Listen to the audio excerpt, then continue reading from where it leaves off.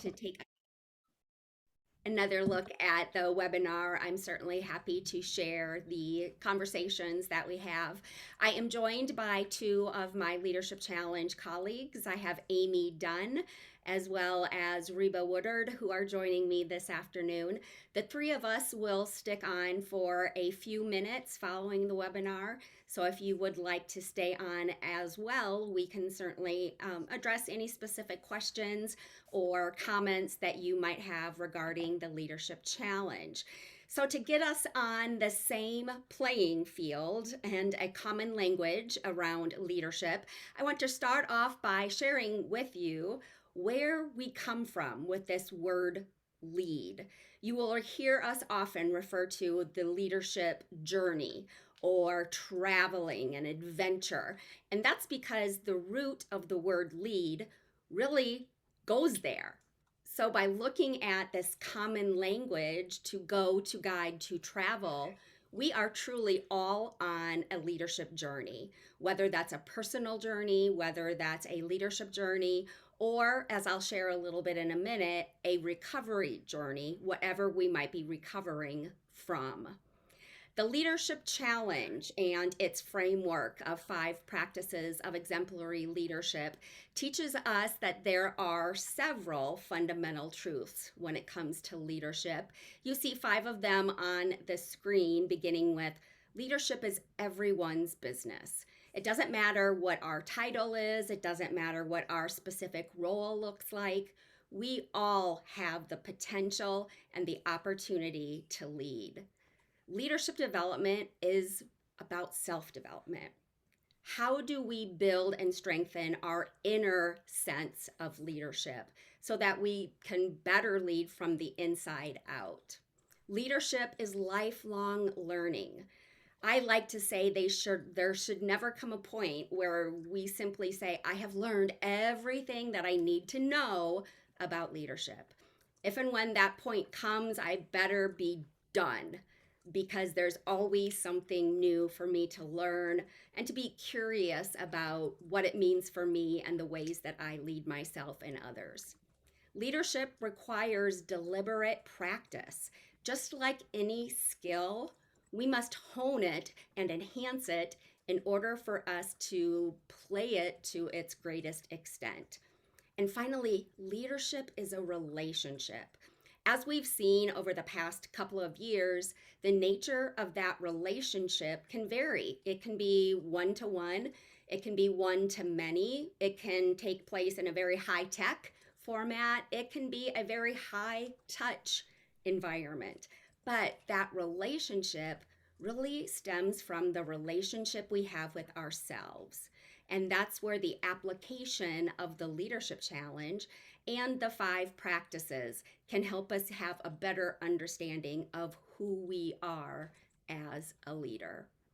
Now, my first introduction to the Leadership Challenge happened at graduate school. I was a student at Seton Hall University and was taught by my friend and mentor, who I see is joining us this afternoon, Dr. Carl Sohnlein, waving as proud as he should be of all of us who've learned from him. The introduction to the Leadership Challenge was the first textbook in the first course of our grad school experiences as a master's degree in strategic communication and leadership. It was about 2005 for me. I was a mom, I was a working professional, I was a partner and a friend and a daughter and a sibling, and I was mom to these 2 guys. The shorter one, my youngest, is Jeremy, and the taller one on the other side is my son Jacob.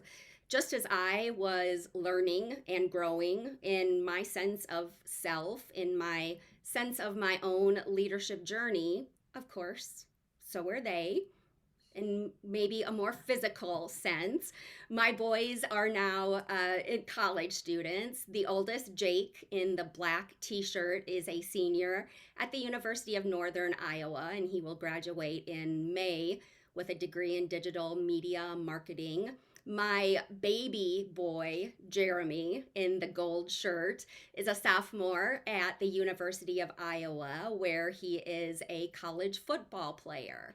So my sons are growing in their own sense of self and in their own leadership capabilities in their roles as college students, as leaders, as student athletes, and as soon to be graduates into this brave new world of adulting. What you don't see between these two pictures is this person. This person had lost her way. She had a disconnection with herself and had lost her sense of identity as well as her connection with the world around her. I can speak to that truth because this is me.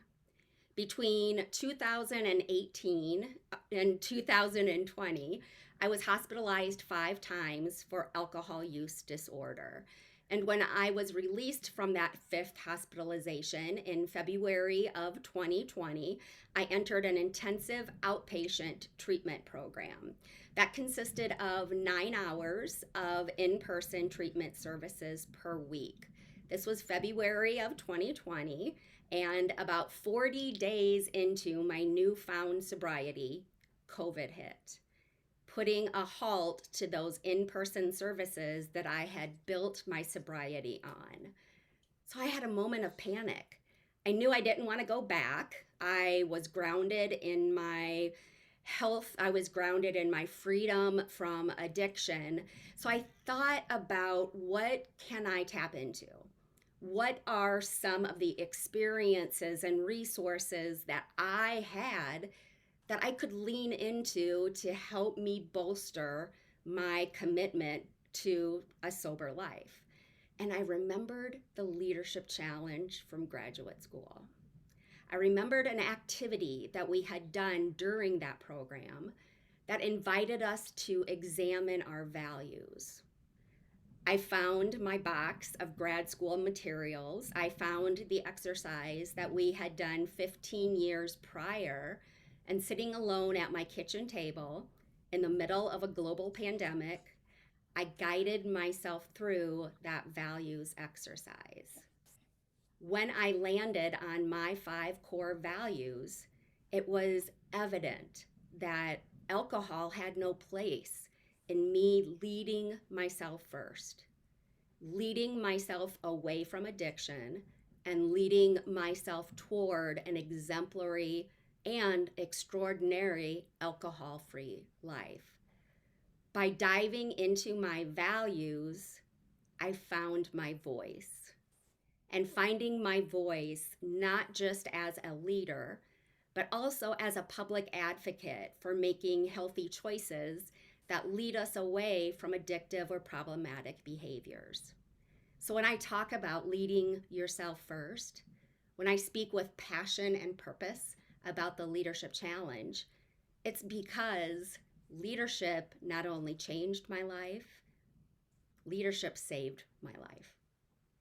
And I've been able to share that commitment and that gratitude with the authors of the Leadership Challenge, Jim Kouzes and Barry Posner.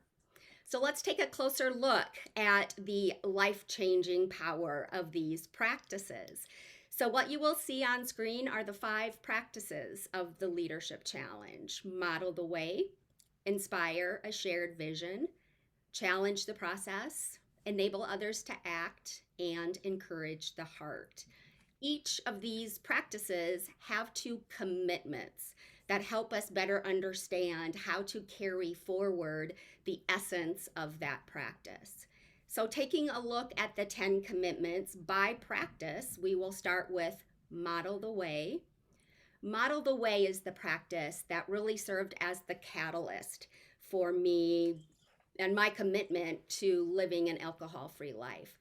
Clarifying values to find your voice, and then being an example by aligning your actions with your values. Jim and Barry call this practicing dwizzywid. Do what you say you will do. And when we practice Dwizzywid, we are aligning our behaviors with our values. That helps us set the stage for the next practice, inspire a shared vision. Inspiring a shared vision means looking ahead, visualizing what that's going to look like, and involving other people, programs, resources to really help us move forward towards that ideal vision. The next practice of challenge the process, I'll be honest, I had to do a lot of this during my recovery, and I still do.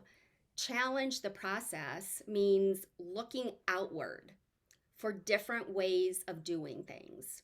For me, that meant new habits, new routines, experimenting with different programs, different resources that looked at addiction from a neuroscience perspective. So, being willing to celebrate milestones along the way. My 30 days, my 60, 90, 6 months, a year. I recently celebrated 2 years of living, loving, and leading an alcohol free life. Those milestones are important to celebrate for you as an individual leader, but also for the people who support your journey, wherever it's leading you. The fourth practice is enable others to act. This is getting others involved by fostering collaboration. The element of trust is critical. In fact, it's something that we should look at as a part of Model the Way. But how do we build that trust in our relationships with other people? Enabling others to act also means strengthening others. It means once we identify our power, how do we give that power away? How do we truly empower the people around us? Because when we do so, we're giving some of that power back to ourselves. So, enable others to act leads us to the fifth practice, encourage the heart.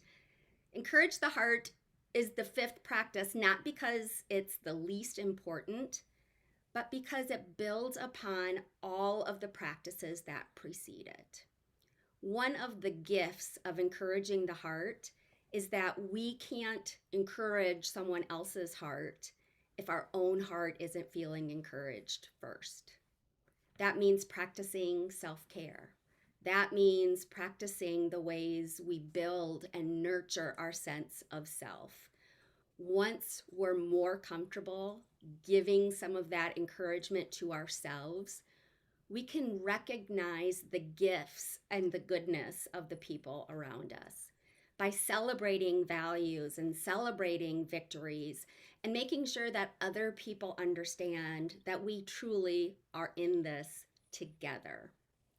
So I'll look at the 5 practices and the 10 commitments, take us down to look at 30 behaviors. When Jim and Barry constructed the framework for the 5 practices and the 10 commitments, they then developed an instrument, a tool to help us identify and gauge how well and how often we are practicing these leadership behaviors. The tool, the instrument that they created is called the Leadership Practices Inventory, or LPI. The LPI is an assessment that measures frequency of leadership behaviors consistent with the 5 practices and 10 commitments that I just shared. The LPI is based on the perception of observers. Now, as a 360-degree instrument, each leader invites 8 to 10 observers who also evaluates the frequency of that leader's behaviors consistent with the 5 practices.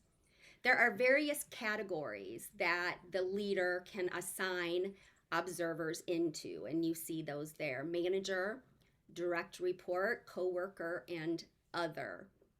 Now, in the programs that we're going to share a little bit more about, we're able to understand and interpret and analyze the data in the LPI based on these different categories.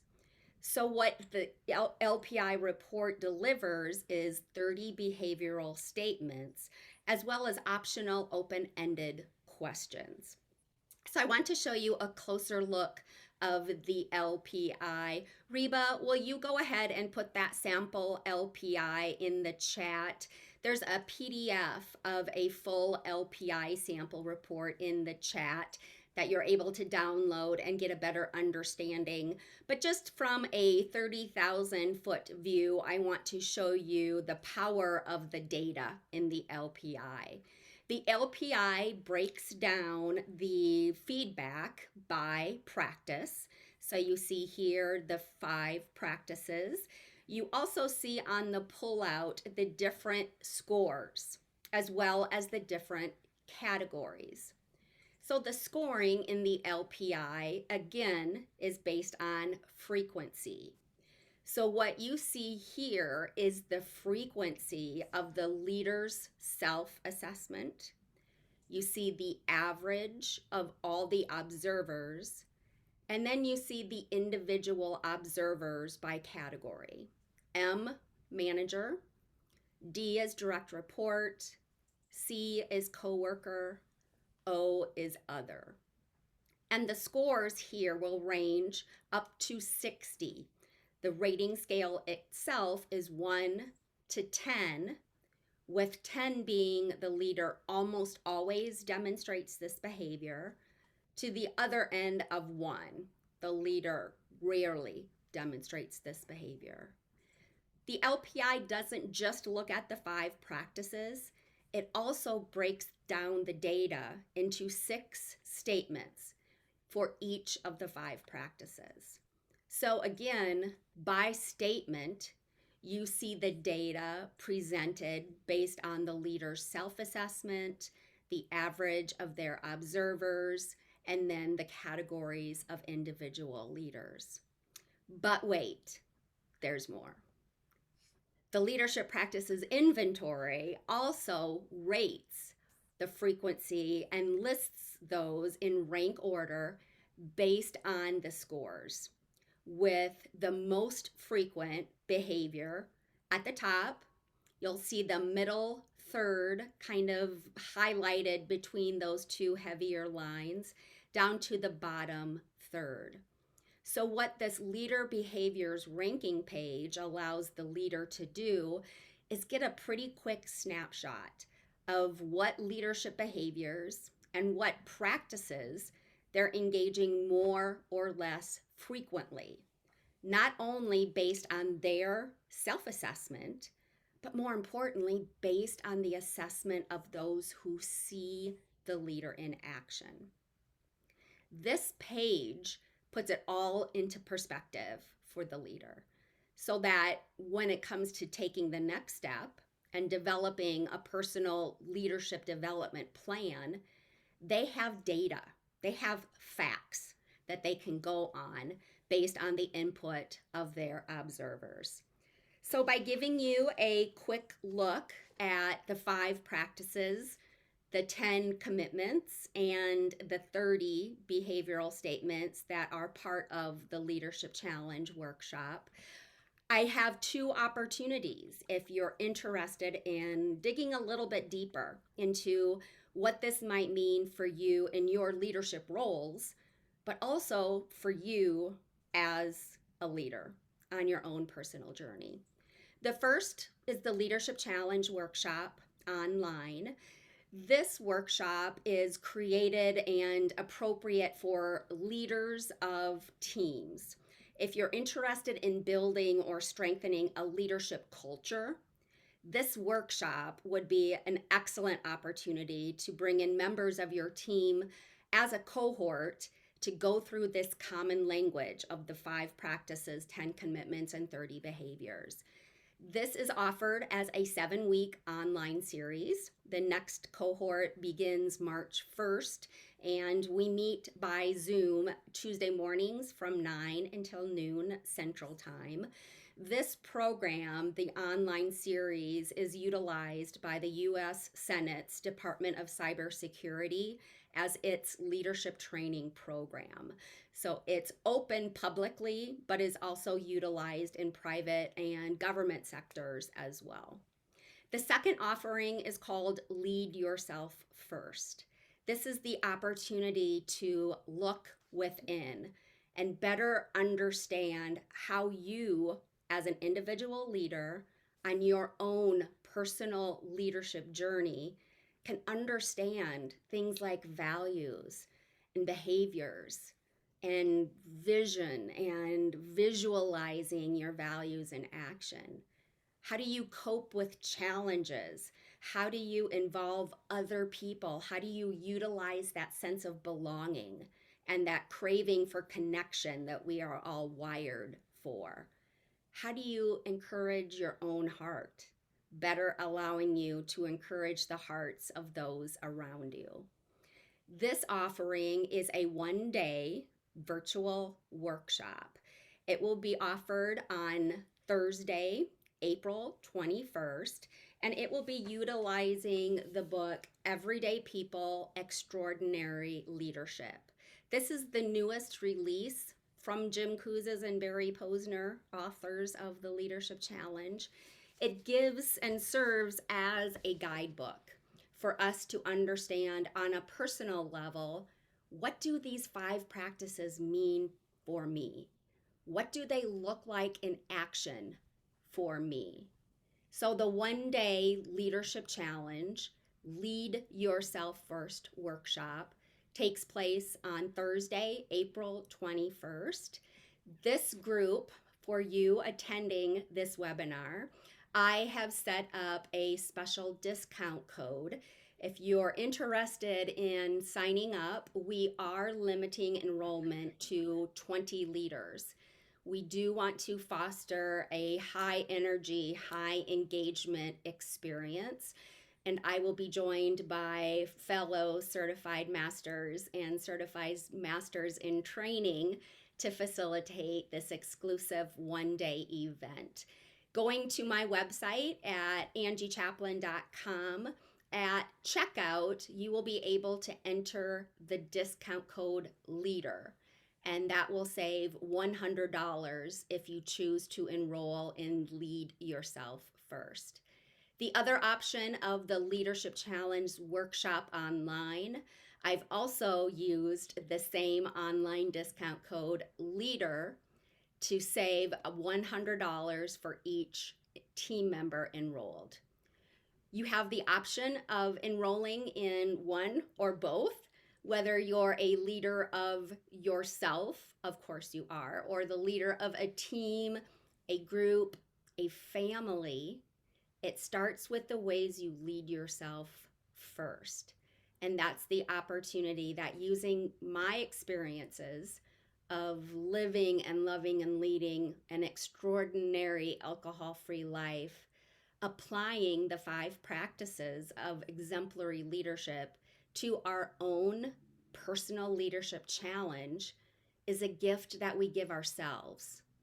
But it's a gift that we give others in return when we model, inspire, challenge, enable, and encourage.